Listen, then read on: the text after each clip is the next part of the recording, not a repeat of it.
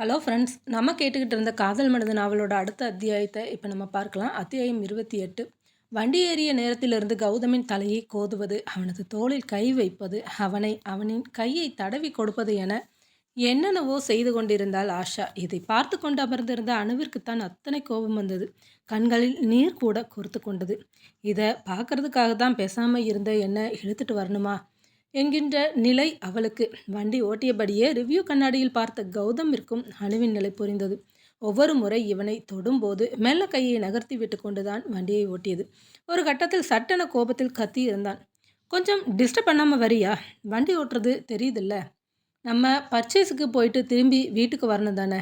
இல்லை எங்கேயாவது ஆக்சிடெண்ட் ஆகி நிற்கணும்னு நீ ஆசைப்பட்றியா? என்ன கௌதம், பெரிய பெரிய வார்த்தையெல்லாம் பேசுகிறீங்க. அந்த மாதிரியெல்லாம் எதுவும் இல்லை.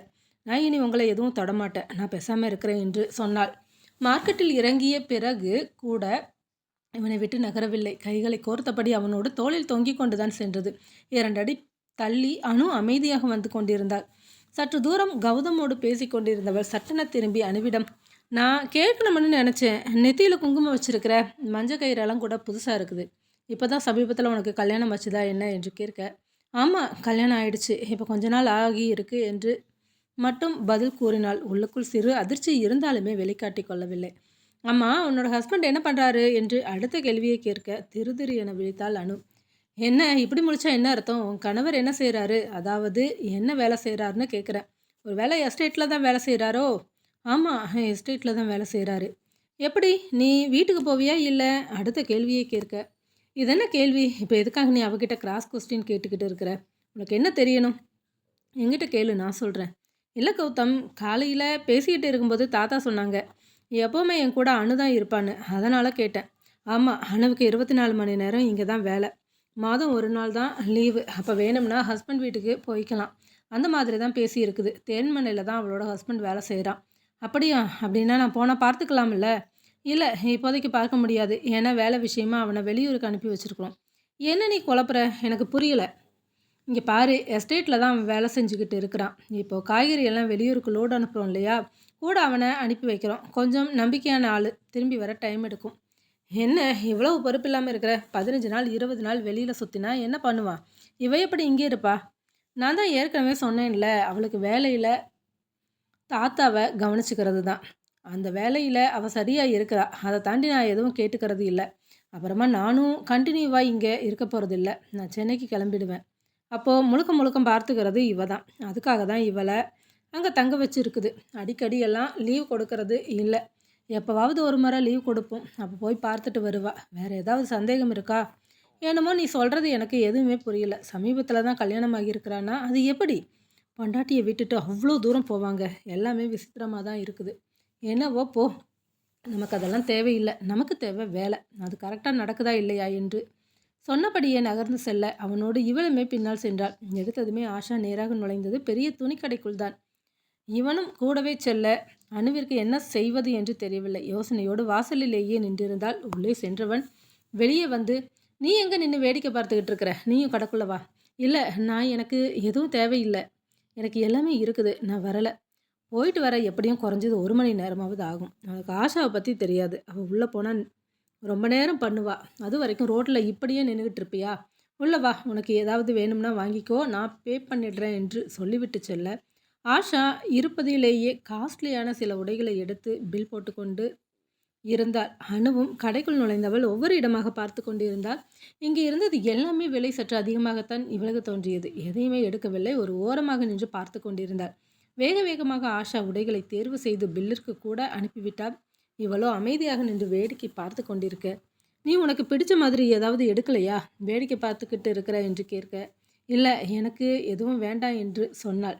அப்போது ஆஷா அந்த இடத்திற்கு வந்திருந்தாள். என்ன அந்த பொண்ணுக்கிட்ட பேசிகிட்டு இருக்கீங்க?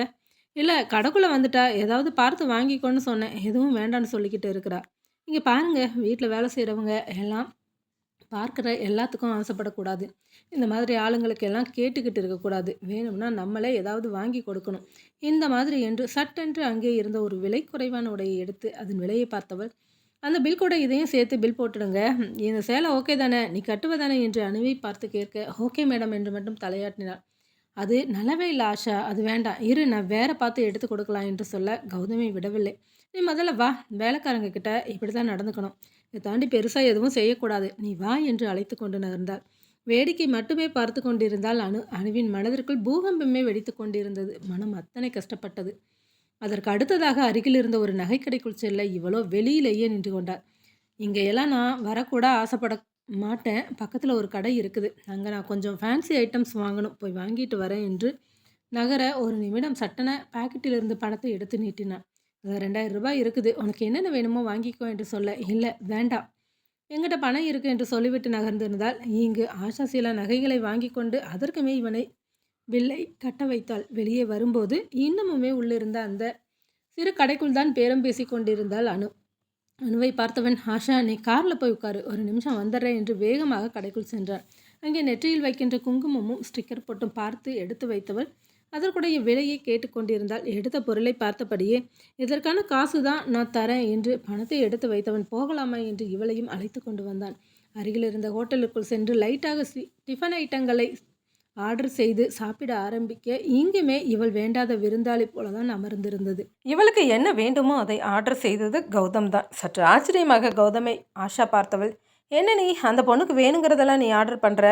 இவளுக்கெல்லாம் பெருசாக என்ன வேணுமா? ஒரு காஃபி வாங்கி கொடுத்தா பத்தாதா?" என்று வாய்க்குள் முணுமுணுக்க, "ஆஷா, திஸ் இஸ் லிமிட்.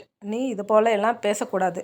அவள் எங்கள் வீட்டில் இருக்கிற பொண்ணு. அவளோட தேவைகளை பார்த்துக்க வேண்டியது என்னோட பொறுப்பு" என்று சொல்ல, "நீ என்னமோ அந்த பொண்ணை கவனிக்கிறது தான் உன்னோட வேலைங்கிற மாதிரி பேசிக்கிட்டு இருக்கிற கௌதம். இது எனக்கு பிடிக்கல. நாளைக்கு தேன்மலையில் ஷூட்டிங் நடக்குது. நீயும் காலையில் கூட வருவல்ல? நான் ஏற்கனவே உங்ககிட்ட சொல்லிட்டேன், என்னால் ஷூட்டிங் ஸ்பாட்டுக்கெல்லாம் வர முடியாது. அநேகமாக நான் நாளைக்கு சென்னைக்கு புறப்பட்டுடுவேன்." "என்ன கௌதம் இப்படி சொல்கிற? நீ பதட்டப்பட வேண்டாம். உன்னோட வேலை முடிஞ்சதுன்னா நீ கிளம்பிக்கலாம். நிச்சயமாக என்னால் இங்கே இருக்க முடியாது. நேற்றே கால் பண்ணிட்டாங்க" என்று சொன்னவன் அதன் பிறகு பேசவில்லை, அமைதியாகிவிட்டான். இருவரையும் அழைத்து கொண்டு வீட்டிற்குள் வர ஆஷா வாங்கிய உடைமைகளை எடுத்துக்கொண்டு மகிழ்வோடு வந்து அறைக்குள் நுழைந்திருந்தால், சற்று நேரம் அங்கேயே நின்ற அனு தான் தங்கியிருந்த அறைக்குள் நுழைய, சற்று நேரம் கழித்து கௌதம் கதவை திறந்து கொண்டு உள்ளே வந்தான்.